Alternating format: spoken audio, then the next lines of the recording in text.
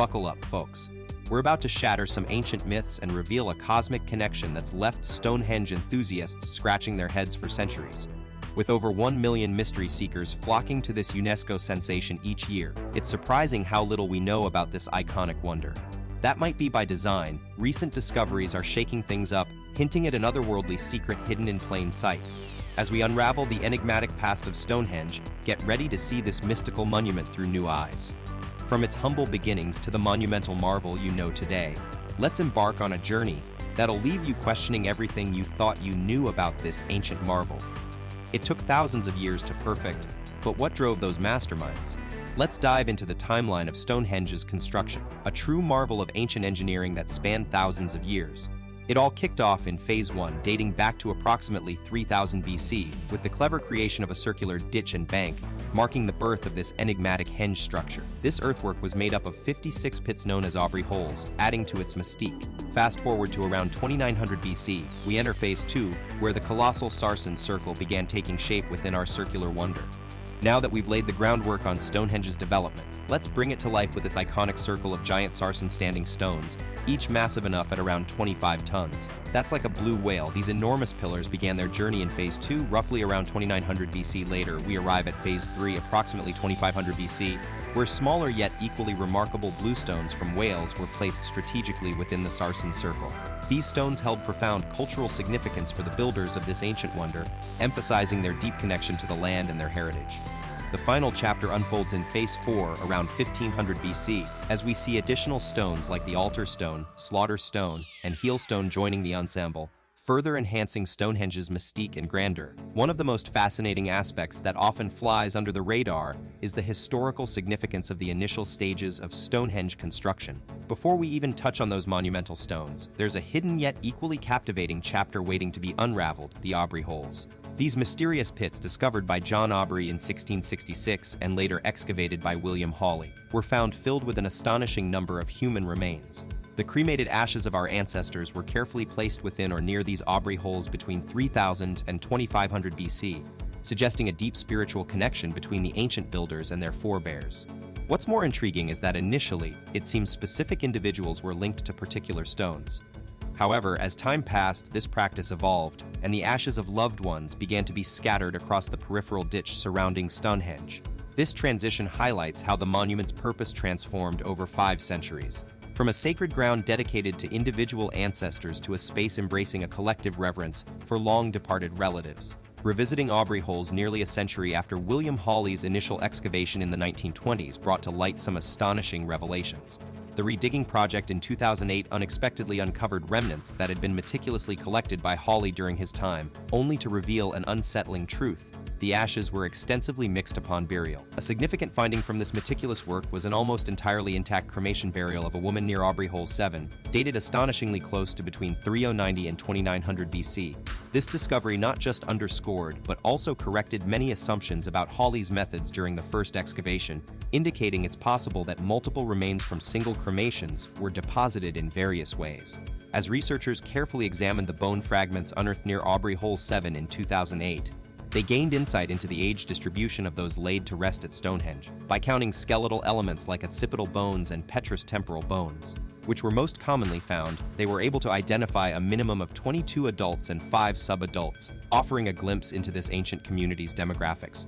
Let's dive into the groundbreaking findings from the re-examination of Aubrey holes. What was initially a redigging project in 2008 turned out to be so much more, shedding light on some previously overlooked details that are now rewriting history books. It started with a stunning revelation. The ashes collected by William Hawley back in the 1920s weren't as neatly separated as he had made it seem. Instead, it was discovered that they were extensively mixed upon burial, adding an element of complexity to our understanding of Stonehenge's early days. A major breakthrough came when researchers meticulously examined the bone fragments near Aubrey Hole 7. This nearly complete cremation burial of a woman dated back astonishingly close to between 390 and 2900 BC, forcing us to reevaluate Hawley's excavation methods. What they found was that it's likely he had deposited remains from single cremations in multiple spots throughout the site. Nene's researchers counted skeletal elements like occipital bones and petrous temporal bones, which were commonly found. They could identify a minimum of 22 adults and 5 sub-adults among those laid to rest at Stonehenge. This offered an unprecedented glimpse into this ancient community's demographics. But that was only the beginning, and further examination revealed fragments of pubic symphyses and auricular surfaces, indicating 7 more adults ranging from ages 15 to 49 years old. The presence of signs like intervertebral disc disease and osteophytosis along vertebrae suggested mature or older adults among the remains. This was a significant finding since it showed that not only were adults being buried at Stonehenge, but they were also likely doing so in their later years. And one fascinating aspect of this discovery is the ratio of 4.4, one adult to sub-adults among the minimum number of 27 individuals identified. This contrasts with expected mortality patterns in pre-industrial populations, where child mortality rates are typically much higher. The smaller number of sub-adult bone fragments found suggests that there might have been a preference for burying adults at Stonehenge compared to juveniles, children, or infants, which differs from burial practices observed in earlier Neolithic sites in Britain. The discrepancy between the total number of cremation burials recorded by Hawley and the recovered bone fragments from Aubrey Hole 7 indicates that there were variations in the quantity of bones originally included in each burial. This tells us that there must have been differences in burial practices between various locations within the site, adding another layer to our understanding of Stonehenge's history. In conclusion, this re-examination of Aubrey holes has provided us with an enriched perspective on life at Stonehenge nearly 5,000 years ago. It shows that adults were being buried there and suggests a preference for burying them compared to children or infants. This research also reveals differences in burial practices between different locations within the site, forcing us to reevaluate our understanding of this iconic landmark.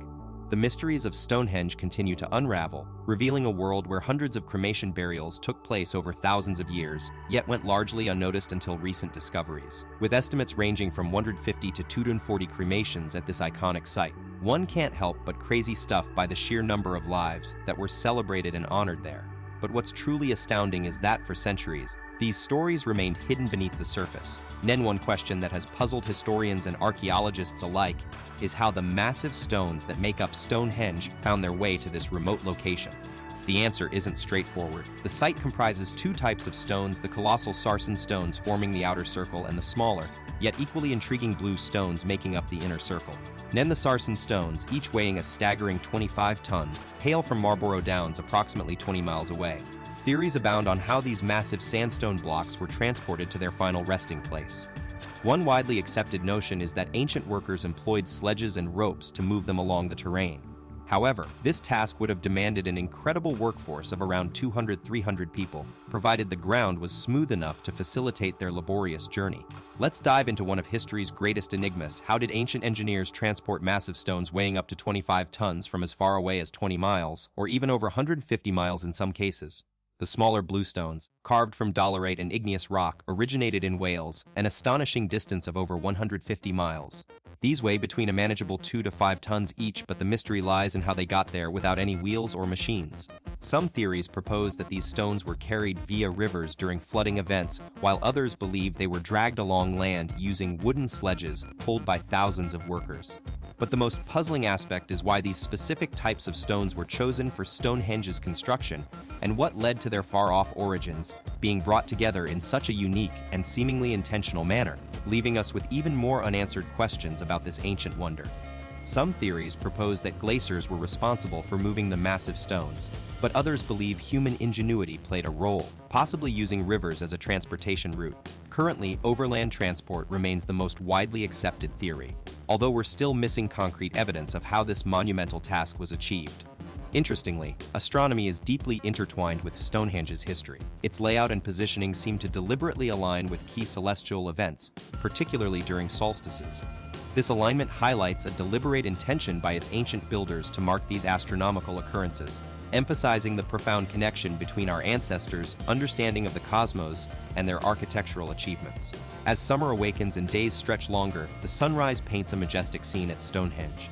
During this magical moment, the sun seems to awaken, rising aligned perfectly behind the heel stone, a colossal marker just beyond the central circle of ancient giants. This breathtaking alignment is not limited to the solstices. It's a recurring spectacle that embodies the spirit of new beginnings and renewal.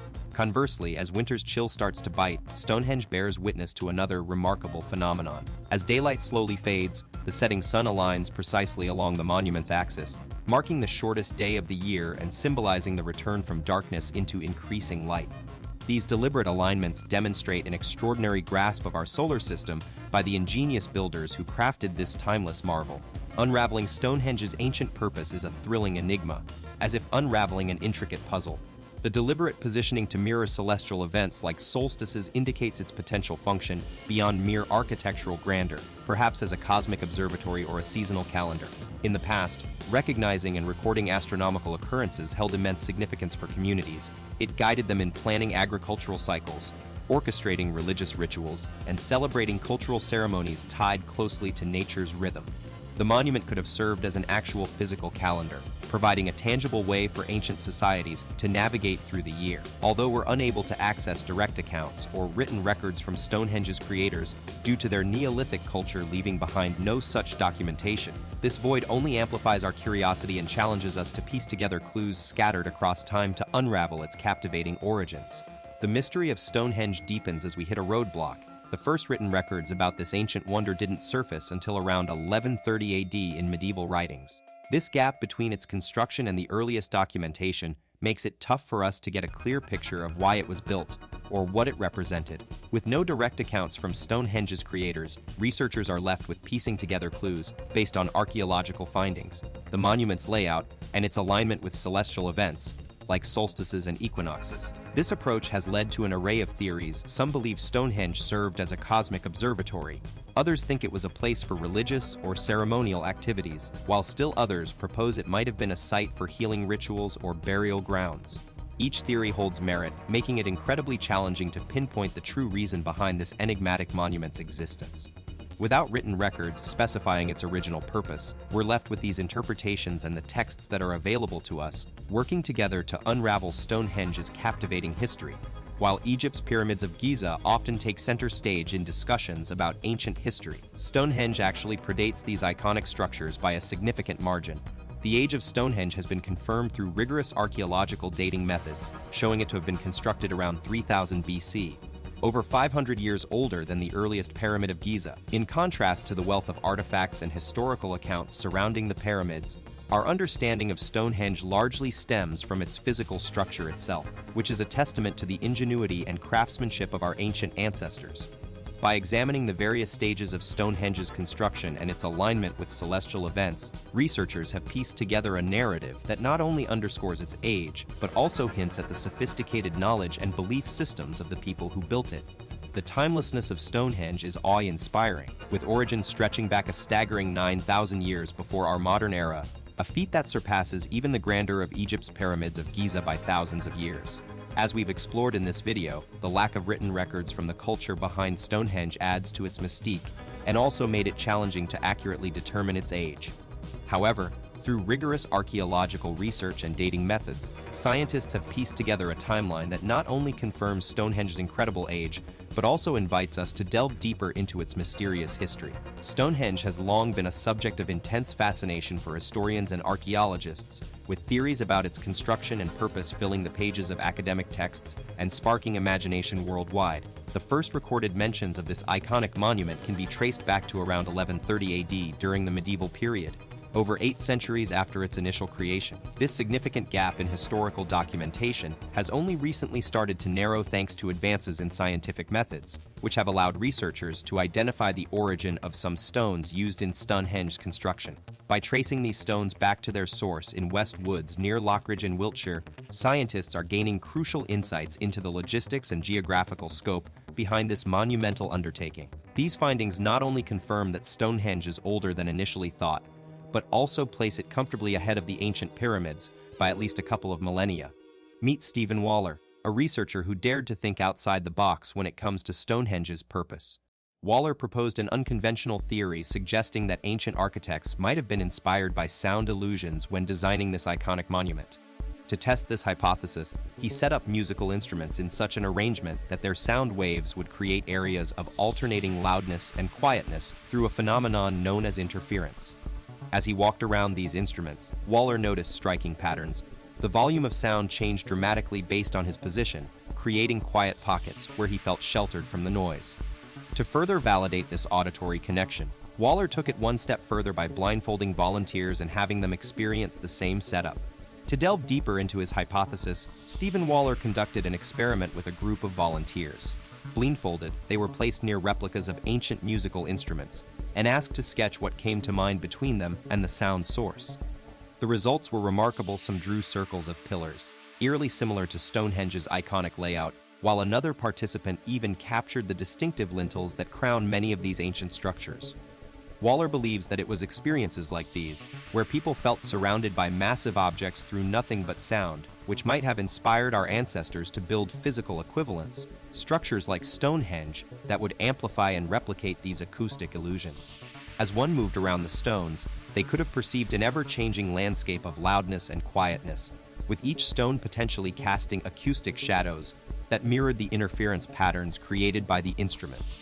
Timothy Darville throws a wrench into Stephen Waller's sound-centric theory, suggesting that Stonehenge might have been more about ritual and structure than resonance.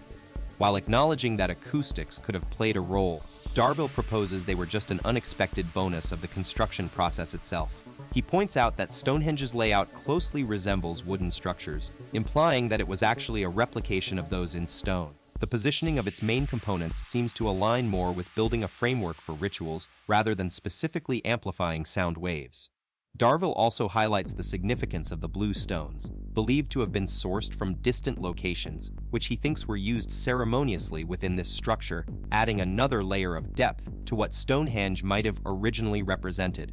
While Stephen Waller suggests that the builders of Stonehenge were driven solely by their desire for sound resonance, we have to consider why they went through such incredible effort hauling massive stones from miles away, instead of just utilizing what nature provided locally.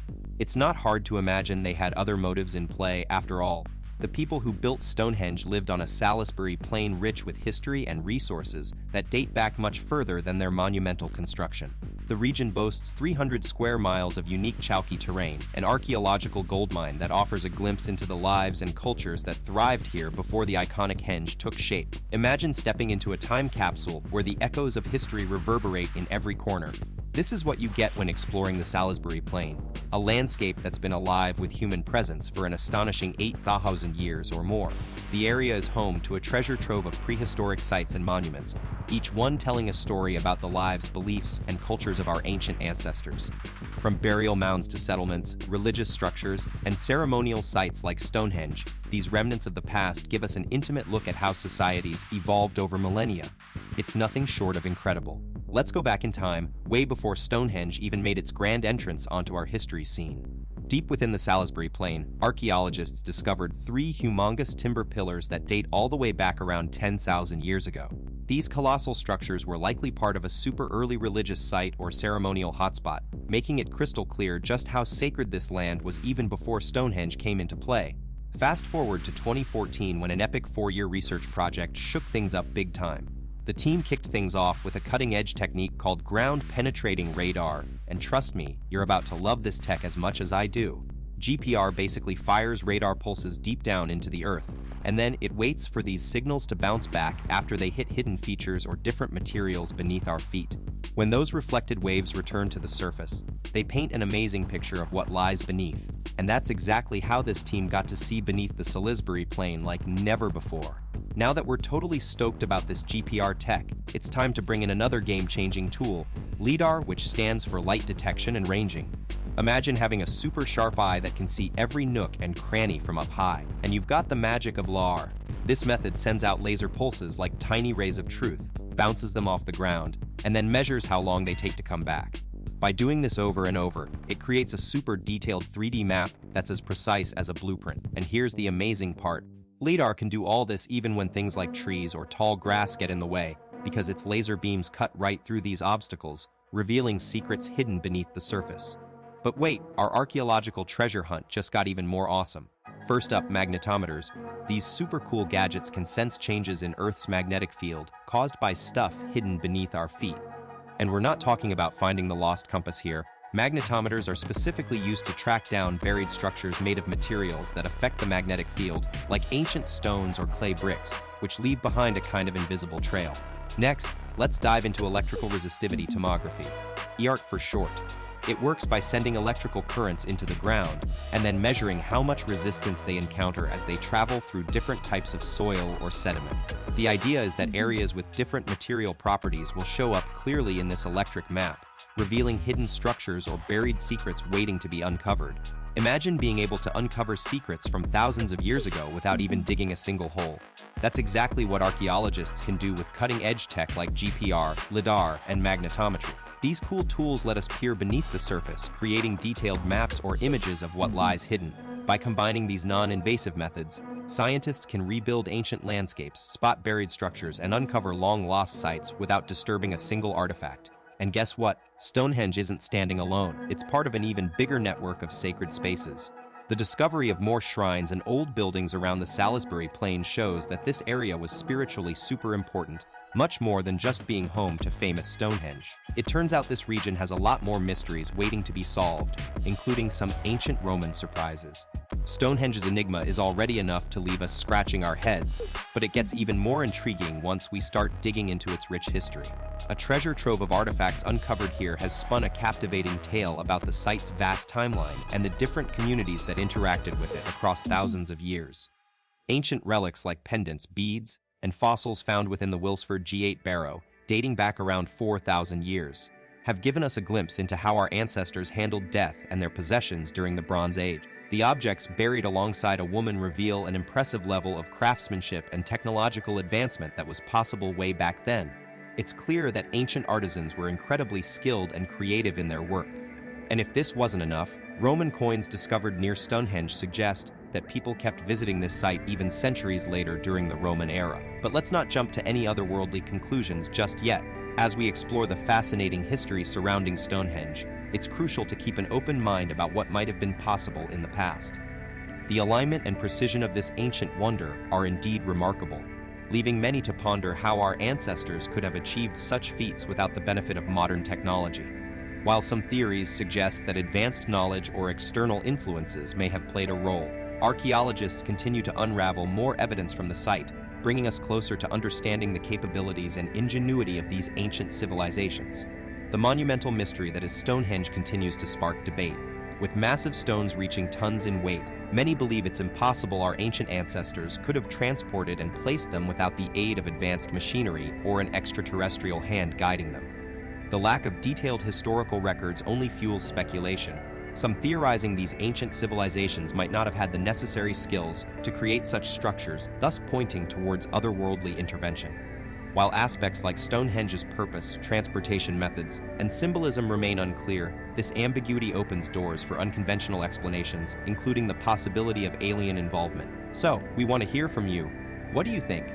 Let's dive into the mind-boggling question: were ancient humans truly alone, or could they have received extraterrestrial assistance in constructing Stonehenge? The sheer scale of this prehistoric monument has sparked curiosity and debate, from how they managed to move colossal stones weighing tons to deciphering its mysterious purpose. Share your theories with us. Did our ancestors rely on advanced knowledge passed down through generations, or was it an otherworldly hand that helped shape this ancient wonder? Sound off in the comments below. If you found this video fascinating and want more like it, don't forget to give it a thumbs up and subscribe to our channel for a wealth of captivating content. We'll catch you all in the next video.